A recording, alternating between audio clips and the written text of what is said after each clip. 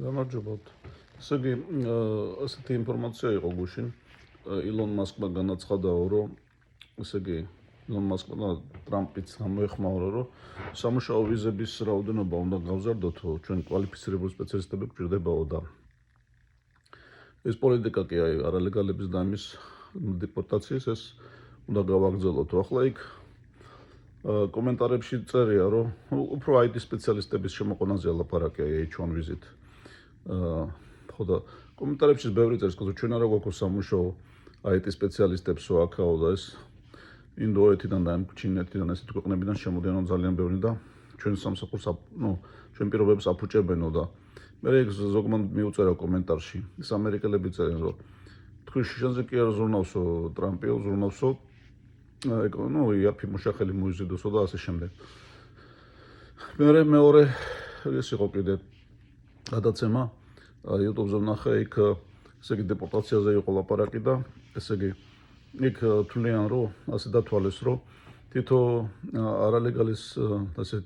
დაჭერა და ერთი წელი შენახვა თქვათ საიმიგრაციო ციხეებში ხო ძალიან ძვირი ჯდება 80,000 ჯდება ერთი კაცი, მე ერთი დღეღამის განმავლობაში 200 დოლარი უჯდებათო და მაშინ ერთმა მიწერა პასუხად, რომ კი, მაგრამ ამდენი თუ გიждდებათო ერთი კაცი შენახო, მაშინ რაღაცა გადაუხადეთო თქვათ ერთი 30,000 დოლარი და თვითონ წავაო რა ამ ფულს თუ მიცემთო და ეგ უფრო იაფიერ დაგიждდებათო და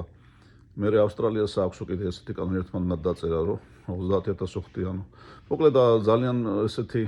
გაურკვეველი სიტუაციაა და საერთოდ ეს თანხებიც ძალიან გაბერილია ალბათ, ახლა 200 დოლარი დღეში ერთი წერდა ფორუმში იქვე მიწერა, რომ ასეთი თანხა როგორ უნდა ჯდებოდეს, სასტუმრო არ ღირს საუკეთესო 200 დოლარიო და თავის საჭმლიანადო და მე იქ პასუხს წერენ, რომ ალბათო იქ დააცვა რაღაცა ესენიაო ძვირიო. მოკლედ ძალიან გაურკვეველი სიტუაციაა, ესე იგი დეპორტაციების დაწყება თითქოს უნდა და მე ონლაინ გაზეთში ეგეთი ინფორმაციას ვნახე, რომ უკვე რამდენი ბევრი რაღაც გარკვეული რაოდენობა გაზრდილია მოკლედ დეპორტაციები და რამდენიმე თვითმფრინავი ჩამოთვლილი იყო იქ, აი რამდენი გაუშვითო მექსიკის მიმართულებით იქ მგონი არგენტინა იყო, საქართველოც იყო მახსენები, უზბეკეთი. ხა მე მაგალითად არ გამიგია, რომ საქართველოში რაღაც მასიურად თვითმფრინავი წავიდა ერთი თუ ორი დეპორტაციით, მაგრამ რავი, ალბათ იყო არც ფორუმებში არ წამიკითხავს ეგეთი რამე და ხო და მოკლედ, მაგრამ ესეთი მასიური ხასიათი რო აი თქვათ რაღაც ათობით ათასი ესეთი დეპორტაციები არ დაწყებულა, რა თქმა უნდა. აი ინაugurაციის მერე არ ვიცი როგორ წავა და ის ამბავი, რომ სიგნალს რო იძლევა ტრამპი, რომ ესე იგი H1 ვიზებს გავზით თუ ანუ კვალიფიცირებულ სპეციალისტებს, ზოგადად ადრეც ამბობდა, რომ ჩვენაო წინათ როცა იყო პრეზიდენტი, ჩვენაო უფრო გვინაო რომ მოვიწვიოთო აი ეს დასავლეთ ევროპელი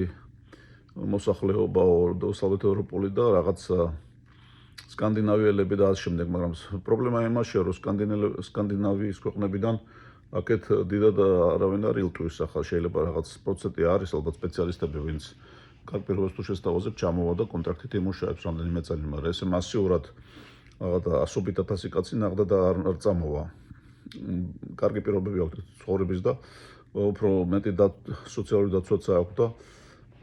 ყველაფერი ხო, ამიტომ და არ ვიცი, მოკლედ სიტუაცია არის ძალიან გაურკვეველი და რა მიმართულებით წავა ეს ყველაფერი. მე მაინც უფრო მიმაჩნია, რომ გაზდიან ამ დეპორტაციებს, მაგრამ ისე მასიურად რომ რაღაცა მილიონობით წელიწადში როგორც ამბობდნენ, არ ამგონია და თან კიდე ახლა აქ მუშახელის კრიზისიც არის, არა მარტო აქ ბევრ ქვეყანაში და იაფი მუშახელის განსაკუთრებით, რა თქმა უნდა. ხო და არ ამგონია მაინც ასეთი მასიური დეპორტაციები რომ მოხდეს.